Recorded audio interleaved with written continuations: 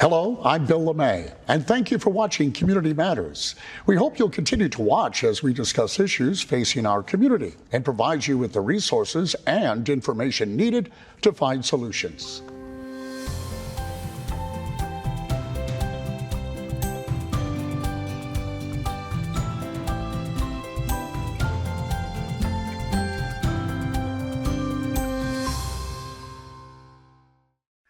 The history of the Salvation Army goes all the way back to the 1800s, and today, the organization is represented in over 100 countries. When people need shelter, food, disaster relief, or youth services, a local Salvation Army location isn't hard to find. Kim Lenz, Director of Development for Salvation Army of Wake County, is here to tell us all about what's offered in our area. And Kim, welcome. It's good to see you. My pleasure. My pleasure. Thank you for having me.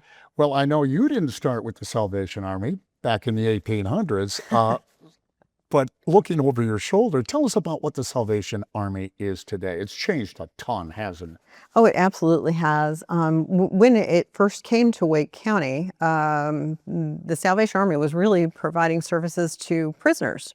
It was prison outreach, but over the years, we have become the largest family shelter in Wake County, providing all the wraparound services, youth services, food security, all types of things. If you're in need of help with disasters, we're there for you. So, You know, the thing about families, it's tough anyway. Being a father myself, I can't imagine being in that position. What are you seeing today? I mean, the families that are coming and knocking on your door for help, who are they?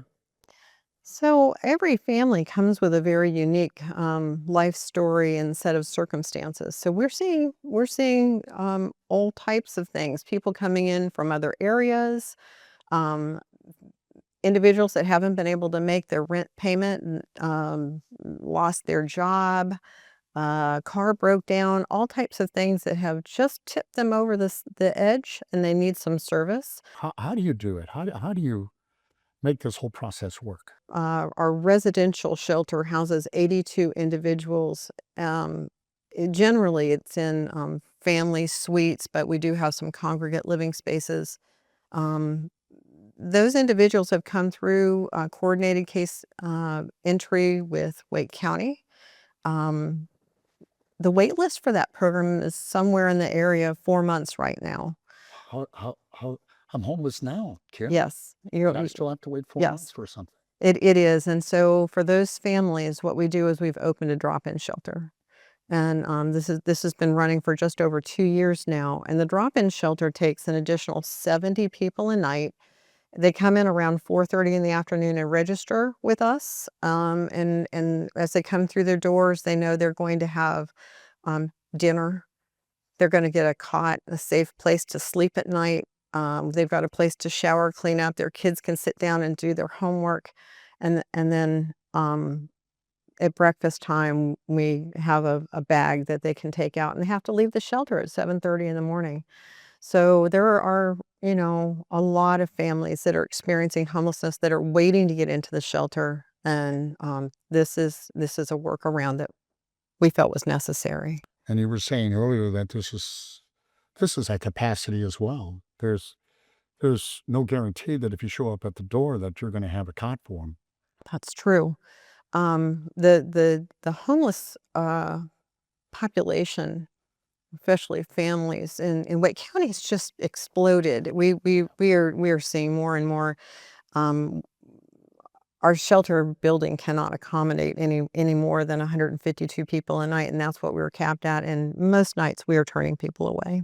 We had it's a young men's youth group and their mothers come and do service projects with us. It was a large service project. It took 3 weekends to get through these projects, and to try and help the youth that were involved in this project to understand what it's like to be a kid and homeless.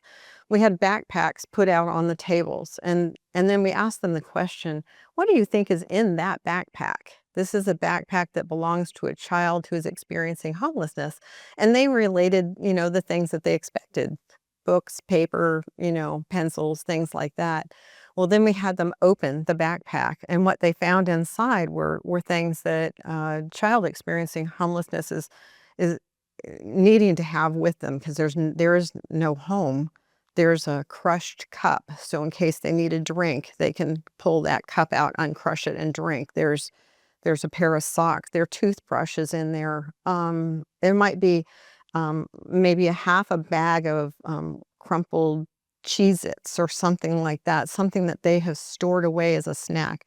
The stress that these children, the trauma that these children go through is very significant, and not something that we generally think about what they're going through. Something for all of us to kind of take away from that story, but you also learn from that because oftentimes when people are hungry, for instance, and you provide food too. It's not just shelter, but food. We have a food pantry that's open every Tuesday and Thursday. It's by reservation only, so you need to call ahead on Mondays or Wednesdays. And what we do from surveys, we've learned that we need to ask, what is your living condition? So if you're living on the streets or you're living in a hotel room, we're not going to give you something like pasta that must be cooked, or any type of can that requires a can opener. We're going to give you something that's pre-prepared for you so that you can access that food. It's very important that we know what the circumstances are so that we can meet your needs. I know that eventually you want to get them to a spot where they're out of the system, so to speak, Mhm. and on their own. What's the process for that? So once you've entered residential shelter, we start case management right away. Every individual in the family is assigned a case manager, and there's a set of goals that are written out. And every family is going to have a little different set of goals. If you've come to us, let's just say you fled and you did not have your children's birth certificates with you, well, we're going to have to go through and get all this paperwork for you so that your child can be enrolled in school. That's going to be a goal. Whatever we need to do to stabilize you, that's what we're going to do. If your child needs some sort of medical attention, or uh, any type of IEP, we're going to see to it that you're connected to the right place so we can stabilize your family. Within 30 days of entering the shelter, we're kind of expecting you to have found a job and you're working. Um, Help with that as well. Yes, we do. Yes, Yes. we do. We're contacting employers as much as we can, and helping people make those connections. So then, when you're in the shelter, you're working and you're saving as much money as you can, because you need to be prepared. Um, when you leave, we'll actually stay with you for another 14 months. So we'll help you find housing. If anything starts to get in the way of your being self-sustaining, we need to know about it, because it may be something very small that we can help with. We were talking about the bags you hand out Mhm. for food. Mhm. We didn't talk about what was inside the bags. Oh, well, well, sure. The bags are created based on the family size and again, what living circumstances they may have. So there's canned food, there's cereal. It's summertime, so kids are out of school, and we've kind of changed what we can offer in the bags. Lots of peanut butter and jelly and bread, fresh fruits and vegetables, desserts. We have a very generous donor, so to Trader Joe's and Walmart and all of the other organizations that donate food to us, we do use the food bank. So whatever we have on hand, that's what goes out in the bag. And I'd also like to point out that AJ Fletcher Foundation came to us last year with a very generous donation. So we've been able to actually purchase some food items when we find we're short in certain areas. We do it twice a week, And Tuesdays and Thursdays, people must register the day before. Mondays and Wednesdays. Yes. Now, you also have a food kitchen or It- where people can come, and this doesn't have anything to do with actually being housed, although you can come off the street if you're hungry. Tell us about that. Sure. Community Kitchen is Monday through Friday from 4:30 to 5:30, and we welcome anyone. It is single men, single women, families, children. Everyone can come. We serve about 120 to 150 meals every day, Monday through Friday, to people who are just coming in. And it's a regular meal. We invite them in, they sit in our dining hall, enjoy some food. If we have extras, we'll give them seconds. I mean, what a blessing. to have a place to go. It really is. And we have, I don't know if you know, John Wall is an NBA player, and his mother was part of the kitchen with the Salvation Army for many, many years. And so his foundation comes in once a month and provides a meal for our sheltered families too, which is really a joy. It's those types of gifts are wonderful for us. Oh, we have so much more to talk about. So stick around. We'll be right back.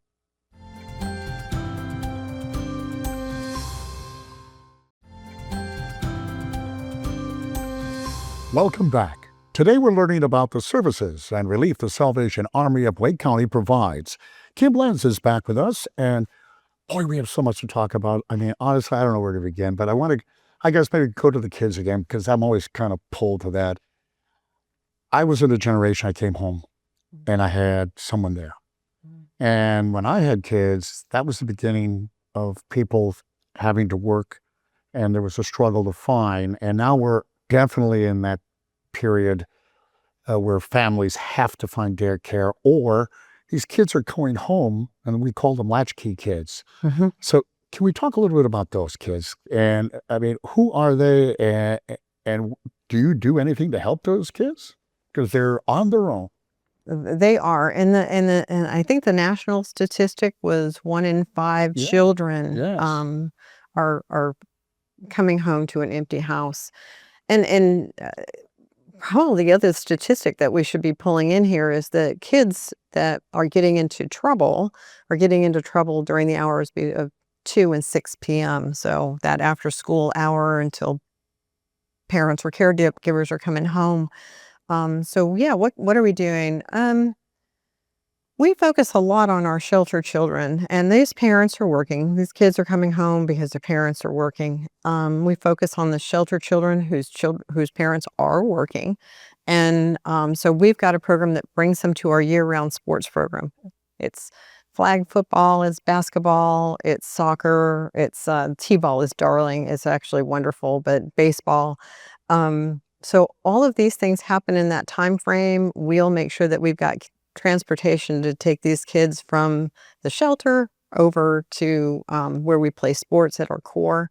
The other thing the core does is we have evening programs for music and things like that, but Vacation Bible School. There's actually, the Salvation Army has an away camp during the summer. Oh, wow. It's called Camp Walter Johnson, and it's here in North Carolina, and we provide scholarships for kids that might be experiencing some of these problems during the summer where mom and dad aren't home. You can go to camp and swim and play archery and arts and crafts. It's a great camp. We had a 15-year-old that was acting out. He's under a lot of stress and trauma, and we needed to get to the bottom of what was going on with him. So our Major Joe Crawford actually took him aside, and oh, by the way, he went and shot hoops with him for about 40 minutes just to calm his nerves. We had only recently received this basketball hoop from Town Bank. Town Bank came forward. They were doing a tour. They saw we had a key and no basketball hoop, so they took care of that for us. Immediately this comes into play because Major was able to work with this young man, let this young man know that someone cares about him individually. This is someone who's feeling the effects of being neglected, and having an adult come into his life and just say, I care, let's talk about what's going on. Those moments are critical, and we hope that was a turning point for that young man's life forever. For those watching, how do they even get involved in something like that? How would they reach out? Because you don't necessarily have to be in the shelter. No. Well, right now we're focusing on shelter kids, but we're at Oak City Care, so we have a program that's called Project Catch. Project Catch stands for Community Action Targeting Children Experiencing Homelessness. And so whether you're in the shelter program or not, we're reaching out to families experiencing homelessness and offering any services that we can, including things like athletics. For years and years now, we've had a gentleman, Hurley Rayner. He's been in the community forever, and he's coached with us for like 30 years. He has a scholarship program that when you're registering for our sports program, because anyone in Wake County can register for these programs. If you have a little extra money, you can dedicate a little money to the scholarship program, and that scholarship program helps us fund registration fees for kids that are coming from families that can't afford the registration but want these children to have those key moments in their life where they have a coach and a little. We do have a little bit of spiritual interaction on the field. Our coaches will share like a Bible verse and say, "What does that mean in your team? How does that play as a team member? How do you make that play?" It takes them about I don't know, a minute and a half, and then play ball. Yeah. So, I just think it's got to be phenomenal, especially, thank God I've not been homeless, but to be a kid and be homeless, mhm. and all the things kids take for granted, their social network of other kids and the adults that are in their life, Right. I got to believe it's kind of lonely in a lot of respects. No. So there's another program that we have is called Circle of Parents, and what we do is parents also are under this trauma. They've got children who are experiencing trauma, acting out. Parents, there's no guidebook on being a parent. So doing this when your child is under stress is even more challenging. So we'll bring homeless parents together. We have 4 of these meetings a week. They happen all around the community, and there's one that occurs in the shelter. And we just allow these parents to share what they're experiencing and how we can help them manage their children's behavior. And we'll have parents that will come back after they've been in the shelter program, become employed, successful on their own for years, come back and actually take part in that peer-to-peer program. Oh, that is cool. Mhm. Salvation Army, I mean, when it comes to disasters, for instance, I know we had a house fire way back when the Salvation Army was the first one there to help, and so it doesn't have to be a big disaster, Mm. but tell us about what's going on now with the Salvation Army and maybe some of the things that I know you're always on site to help out. What are some of the things you do? Well, as you mentioned, it's everything from a very local disaster. We most recently had that apartment fire Yes. in Cary. Um, the Red Cross does help us engage with those families. They've identified them and help us know what it is that these families need. So we're out there reaching out to them. Also, the larger regional and federal needs we address. It made a huge difference to me at that time, so I can speak on behalf of someone who's been a recipient. It's great to see the Salvation Army. So, one of the things that we do is at least the Salvation Army of Wake County is very blessed that we've got our own canteen. This is a mobile kitchen that Oh, goes yes, out. yes. Yeah. It serves about 2,000 meals a day, and it's just a small canteen truck. And when we go out on services, we go out with 3 people. There's a cook, there's someone who's going to clean up and serve, and then we go out with pastoral care. And we were deployed in Valdosta, Georgia during Helene, because it came through Georgia first, and we were one of the first out. Well, we're coming up on a break. Before we do, all the things we're talking about, you've mentioned a lot of your sponsors and all of that, but I know you volunteers Mm. and people who may wish to give. What's the best way for them to contact you, or maybe they even have questions about some of the programs? Most certainly, reaching out to wakearmy.org. You can get into volunteer services. There's a volunteer button, there's a donate button, and anyone can always just give me a call. That would be fine. Reaching out by email. All of our contact information is at www.wakearmy.org. Well, we're going to come back and talk about some of the fundraisers, Mm. and we're going to stuff a bus, hopefully. We'll tell you about that when we come back.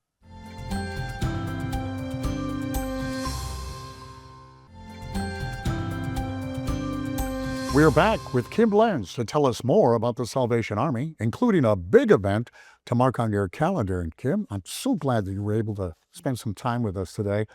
It revolves around back to school. It's Stuff the Bus. Why don't you tell us about it? Oh, wow. So Stuff the Bus is a program that we've been doing for a long, long time. Kids that need backpacks to start the year off, we want to make sure that they have what they need. So our sponsor, Walmart, is come alongside with us and said, we can We can have a Stuff the Bus event there in Wake Forest on Main Street with them. We'll be doing live broadcasts and really making it a fun day so people can go shopping and help us stuff our bus. Oh, that's cool. We just went, got a list from the school and went to Walmart Okay. and bought that stuff. And I'll tell you what, it's like $150, give or take. So if you add that up, if you're especially in need and you have multiple children, it's a significant amount of money just to go back to school, isn't it? $135 to $300 a Oh, yeah. bag. I mean, it's expensive. Very So we need difficult. people to go and stuff the Yes, bus. yes, we need people to stuff the bus. I should mention, and this organization got the gold medal. I mean, you won a very prestigious award, and I think that's important. Tell us about it. So we have an outstanding advisory board here in Wake County, and our National Salvation Army recognized our advisory board this year for being the gold standard in what a board should provide. And our board is just amazing. If I can share a little bit about Sure. what they do for us, they're involved in all types of service with us. So they're involved in programs, our facilities. They're giving guidance on everything. But they have a fundraiser for us that's called It Takes an Army. They do this every year, and it is just over $2 million a year that they raise for us so that we can continue operating these programs and growing our programs. How do you raise all this money? You mentioned the board does it, but you also have some fabulous sponsors and people who, I mean, It really is community support in all ways. Bailey's Fine Jewelry every year comes through for us with a time to give program where you can get a watch put in your battery and they don't charge you, and you donate to a charity, and so we get a month a year. Harris Teeter does a roundup, and we're in the middle of that roundup right now. So if you're going to Harris Teeter, make sure to round up at the end. Let your checker know that you'd like to round up, or if you're checking yourself out, look for that button at the bottom. But Westlake Ace Hardware does roundups so that our services can provide fans. There's so many companies that are coming forward. Brassfield and Gorey is a construction company here. They do two events for us a year. One of them is Aim High for the Army. It's a clay shoot, and it's a sellout every year, and it's just fabulous and fun. And then in the fall, they do a barbecue cook-off for us, and that barbecue cook-off this year is going to happen in Cary in the end of October. And they have people coming in for barbecue, doing actual cooking for barbecue from all over the US. It's fabulous event. So we have a lot of community support. I want to end on you telling me the story because I want this, the folks sitting at home to just envision. You can families and kids and they're homeless and they're struggling and you might be in a position where you can help. I'd love for you to do it.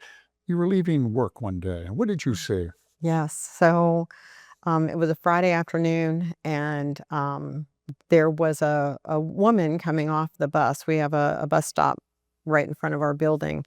It was an older lady, I would say in her early 70s, with a suitcase in her hand and a toddler in the other hand.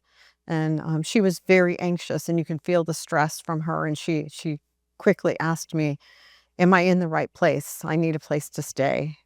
And she had been looking, from what I could tell, all day trying to find us with this toddler. And, for us to be able to provide this woman and her child with shelter, it was just, absolutely, you've come to the right place. And I took her up to get her registered for drop-in shelter. But those types of things are happening with us every day, every day. You need volunteers? Where are they most needed? We do. So the Salvation Army of Wake County uses about 41,000 hours of volunteer service a year. Wow, that's a lot. So we have a volunteer coordinator, Rosemary Weber. It's her full-time job to make sure that you're being placed in an area that you love. Angel Tree, we use about 250 people a day when we're doing the final couple weeks of Angel Tree. There's lots of need there. Community kitchen, everything you can imagine, we need help with.